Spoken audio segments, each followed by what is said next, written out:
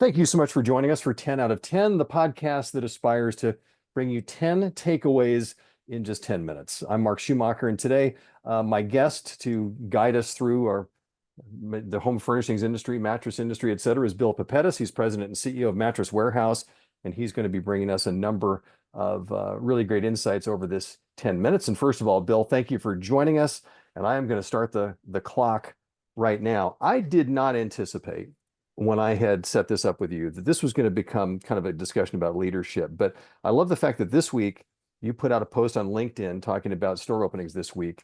And you not only talked about your team, but you named names and you really pointed people out. I'm sure that's purposeful. Why is that so important to you to make sure that you put names to the achievements of the team? I think that I'm really fortunate to be surrounded by great people and to have great people on my team that get the real hard work done. And it's important to recognize that this is a team sport. Teamwork's one of our core values. And I think it's critically important that the people that get the work done get the credit, right? The things that are built here are built by the team. They're not built by me. And I think it's important to keep that front and center because they're the ones that are getting the hard work done every day. And I think this is a lesson not just for a growing company like Mattress Warehouse that's just exponentially growing. This can be anybody that even has one store at a clip. But would you suggest that is that the most important element of Mattress Warehouse's growth? Is that, I mean, or is it just part of the picture, or where do you put that in the pecking order? It's one of our core values, right? So, we don't have 20 core values. Teamwork is at the forefront of it. It's part of, our in-store environment. It's our corporate culture. And having everyone achieve things together is critical for me and getting them the credit they deserve. So the way I look at it is, the success is all the team's success. And then when there's headwinds, those are my headwinds, right? As the leader of the organization, that I have to be able to face those things. But when the team's knocking out of the park, it's because they did the work. And, I just have always kind of looked at that as my philosophy on leadership is, my job's to help take barriers out of their way and then let them go do their thing. So you try to buffer them a little bit. I had one person one time that said, the CEO, you're less of the quarterback, and it sounds more like the left tackle that's blasting the holes through the line to let everybody run through it. Is that more your philosophy? That is that is. There you go. There's an analogy you can take with you. I've always enjoyed that one. Do you think that you would be in the position to grow as you are if you didn't have that cultural piece? Because I think that even most companies that when they got into the pandemic, you realized how good or not your culture was. Do you think you could even be entertaining all of this right now if you didn't put such a premium on this? Absolutely not. Culture Okay. first, culture first, and focus on the people that are closest to the customer. So that's a huge part of our focus as an organization is our store teams. They are the company, right? When people walk in and our values are centered around, things that drive the right behaviors, starting at the store level and then permeating throughout the organization. You talked about headwinds. What are your views of what the stiffest headwinds are right now for the industry, for Mattress Warehouse, whatever, however you want to position that? So I think for the industry, and I think Mattress Warehouse would, fall into the industry as far as headwinds. How you deal with headwinds are different, right? I've Right. learned over my career that in every environment there are going to be winners and losers. People that take market share so they can grow, and those that give up market share and fall behind, and those that just keep up with the trends. So you gotta figure out ways that you're going to be able to take some share when things get tough, in order to continue growing. But I think that from a headwind perspective, until we see recovery in the housing market, that the industry is going to continue to see headwinds, right? I think that we have a little bit of positive quarterly results last quarter. Mhm. Um, I don't know that one quarter makes a new trend. In fact, I would, where my head is more wrapped around there is consumers worried about tariffs on big expensive things, so Right. they bought in, right? And I think we've seen other industries that are similar to ours do well last quarter, electronics, appliances, where people are like, oh, wow, things are going to get 20, 30% more expensive soon. I better buy. Mhm. So we Right. saw those retailers do better last quarter as well. Um, and we'll see where the consumer goes, but it's an interesting economy because the consumer's still strong. Yep. They have money to spend.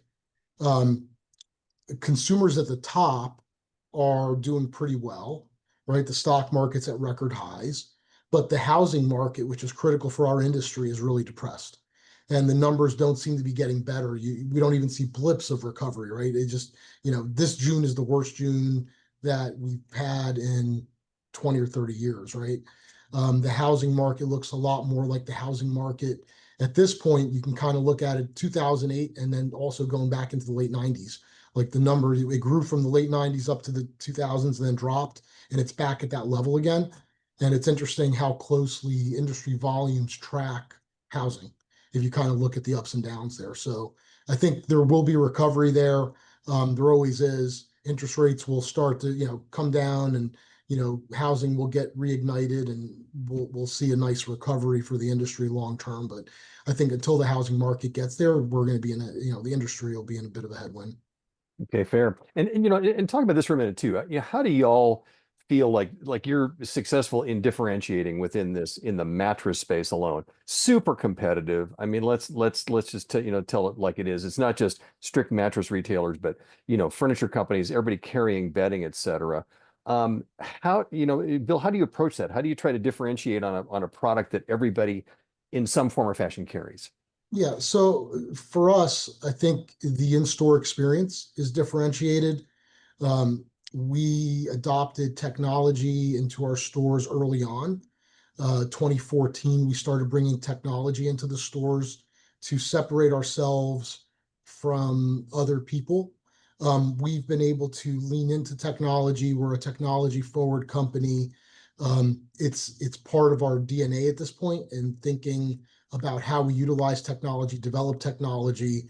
Um, I'm, probably the chief geek of the company. I'm a little bit of a tech nerd, or a lot of a tech nerd. So that stuff gets me excited. Started my career out in consumer electronics a million years ago, and I think that bug is still in me, as far as technology. So So your name is all over the science, not pressure approach. That's a Bill Papettas thing? that was definitely out of my mouth at one point. Yeah. I love it. And you just mentioned a little bit about your background. It's interesting to me that your background, you were involved in the turnaround at Oric, you were involved in a turnaround at Goodyear, you were involved in some significant changes at Radio Shack, and then you came in 2013 to Mattress Warehouse. What are the things you've gleaned from those experiences that help temper your approach to business in this environment today? So for me, it's all about the stores. So I spend more time in stores than I do in the office. It's just what I've Yeah. always done. And I think all the important things for me to learn are happening there every day. And, learning from our people, learning what's going on, what's working, what's not working, what's frustrating them, what's exciting them. Um, so I'm in stores more than I'm in the office. Um, and that's just been a part of my DNA going through my whole retail career. So, all the things that you really care about at the end of the day are there. Your people, the majority of your people, right, are working in the stores Right. for any retailer. That's where most of your people are. All of your customers are there, and then your products. So the three things that really make retail work are all there. So for me, I've got to be there. I've got to feel it, touch it, talk to customers, talk to our team members. Um, to get a good feel of what's going on. That's a good challenge to other store owners and CEOs that are going to be listening to this. So I think that I appreciate that. We're down about our last minute, and I guess that I would just like to let you wear this on your sleeve a little bit and kind of bookend this brief podcast. But what are your proudest moments been the last 2 years, in particular, these last two pretty tumultuous years, and you guys going through such aggressive growth? What have been your proudest things that you carry with you?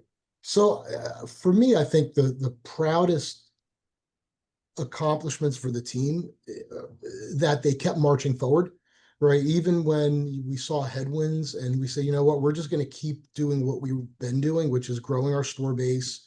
We're going to look for opportunities.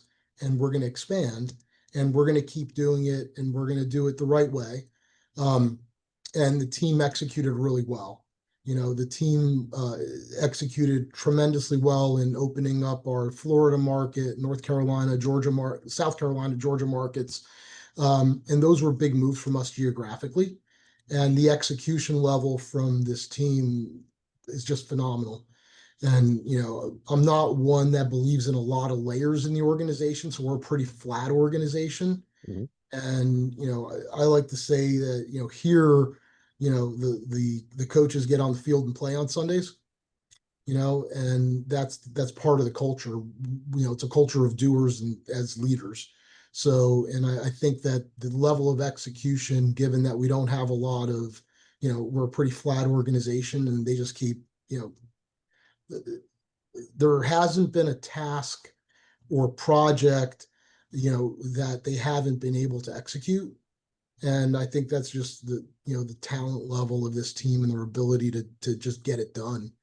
And And that's not to for, the proudest yeah, of teams and like. not to forget about the fact that those same people on your team are just as impacted by this crazy world we're in and all these changes and the chaos, and yet you've got to try to bring them and focus them. I think it's great. Bill Papettas, listen, thank you so much. This has been 10 minutes. We're through that, but thank you for all these insights. I think it's been great, and I hope at some point we can talk to you again in the future.